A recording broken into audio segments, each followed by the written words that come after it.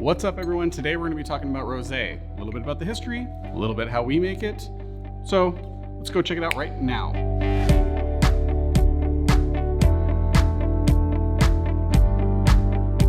Hi everyone. Today we are going to talk about rosé. Yeah, I love rosés. Fun, fruity, bright, great wine. And rosé, there's no really date of origin, but I think it was the first wine ever made was rosé. I think it was like 7,000 BC. No, winemakers didn't have the tools that we have now to extract color from the skins of the berries. So if you think about it, berries have pulp inside and seeds and skin. Well, all of the color comes from the skin. So you have to press the grapes off of the skins to get color and also ferment at a high temperature in the tank to get color. Yeah, and I don't even think people really cared about how wine looked or appearances as much as they were trying to get.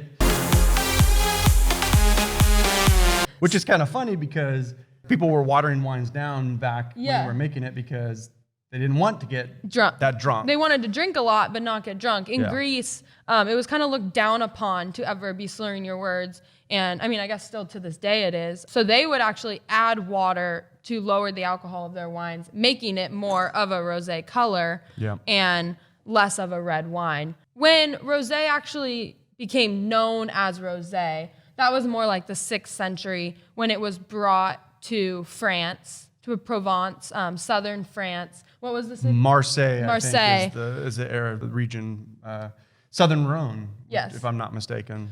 And it was brought there, and I think the United States kind of laughed at France in a sense and was like, "Why are you making pink wines?" We didn't really understand the whole idea behind rosé. Now, if you think about it, every wine list, every restaurant has rosé on the menu. Super popular. I think it's one of the fastest growing wine categories in the past couple of years.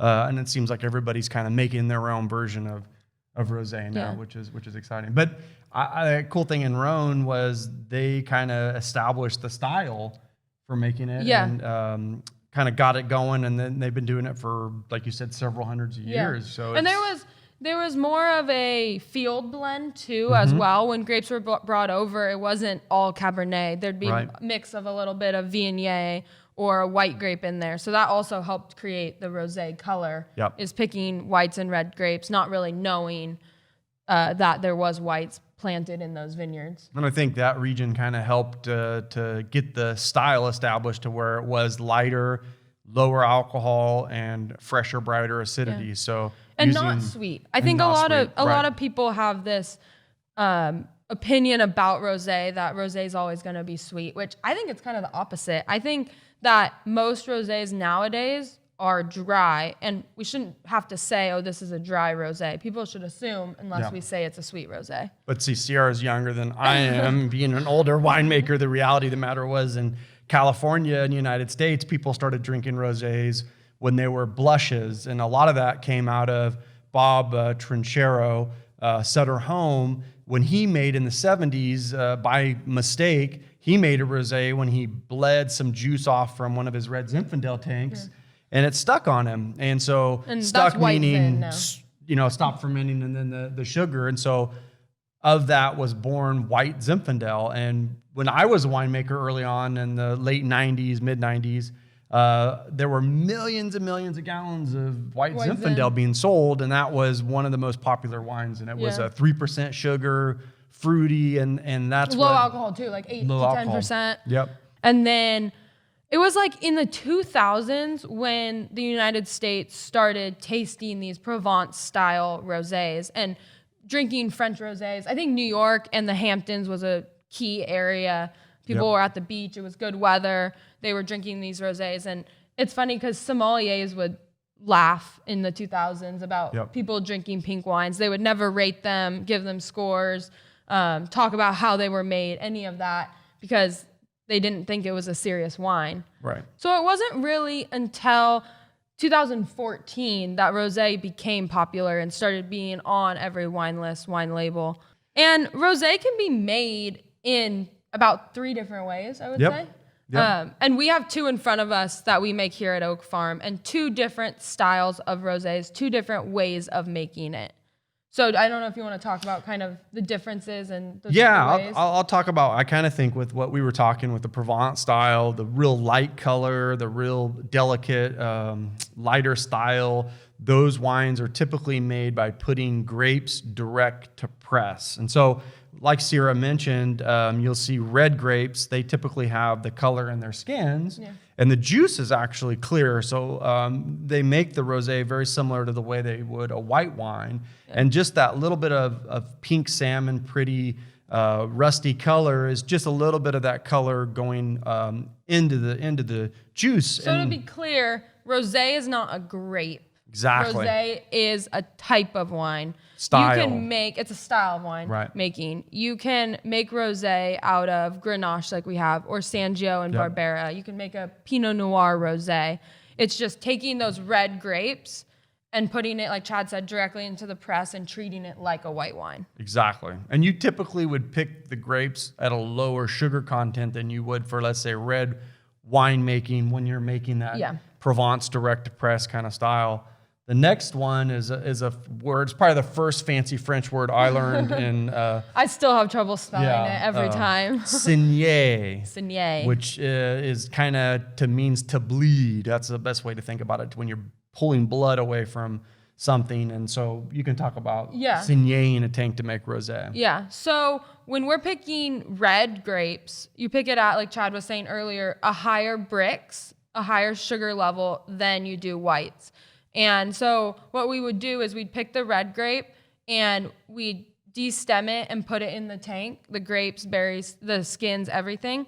And we want to concentrate that color. We want to make dark colored big wines. And so we'll take a little bit of juice at the very beginning out, and it's mostly water and a little bit of color, and take that away so that there's more skin to juice ratio. So it'll be a darker wine in the tank. And you can take that portion that you bleed off and treat it like a white wine from that point forward and make it into a rosé like we do here with our Sangio Barbera rosé. Yeah, and that style, I mean, this is where you're going to see so many different variations of rosé, because you can see the very light, delicate, sensitive, soft type, which is going to be more the direct to press, and then the longer you leave that juice on the skins, the deeper the color. And you'll see some rosés have like red. Yeah, they are almost like a red wine, and that's just longer time that juice has had with the skins. And then the third way of making it, which is kind of, I mean, they use it in champagne, they use it in sparkling wine productions. There's a varying degree of it when you're making Chiantis, but they've typically taken white wines. And then they've used a little bit of red wine to bleed back into that. And so that's some of those wines have kind of fallen under the category of rosé. Yeah. And you could do that. I mean, you could take a white kind of blush and need to add a little more color to it, and you can do that by adding some of the red wine to it. Less desirable, in my opinion. Yeah. Not the right way to make it, but that's less another balanced, way. I think. Yeah, kind of. less balanced, less less true to the style. So. But I mean, looking at these two wines that we make here at Oak Farm and tasting them, one is made direct to press and picked early. The other one we saignée, and they're similar in ways. If you look at the color, they're the same color, but you can definitely tell that this estate rosé has more of those darker fruits. Mm-hmm. And you think about it, as grapes ripen on a vine, they're gonna get less of that like strawberry light characteristic, and they're gonna turn more raisiny and get a little bit more blueberry, blackberry. So smelling them, this one I get darker fruits, a little overripe strawberry, overripe raspberry, and the other one is a little light and delicate, a little more floral and fresh. And I don't have a favorite. They're both good. They're both just a little different, and it's kind of preference wise. Yeah, and I think it's important to realize that you can take any red grape and make a rosé wine out of it. So there are grapes that tend, in my opinion, to be better for making rosés, and they tend to be the more high acid, fresher fruit, kind of less savory or less herbal grapes. So grapes like Zinfandel, Grenache, Cinsault, Sangiovese, Barbera. Barbera. Those are, in my opinion, really good grapes Yeah. to consider for a rosé program. Merlot, Cab's gonna be a little heavy. Cab. I've made some rosé cabs in the past just because we thought it would be a grape that people would love the name. And boy, it Lower tastes like acidity cabbage and it just doesn't have green the characteristics. Yeah. I think those Bordeaux blends those Bordeaux grapes kind of have more vegetal characteristics. Exactly. So you definitely want to pick the right kind of grape to make the rosé with. So come out to Oak Farm and try some rosé, sit on our patio. It's great weather and enjoy Yeah, rosé all day. all day. Cheers. Cheers.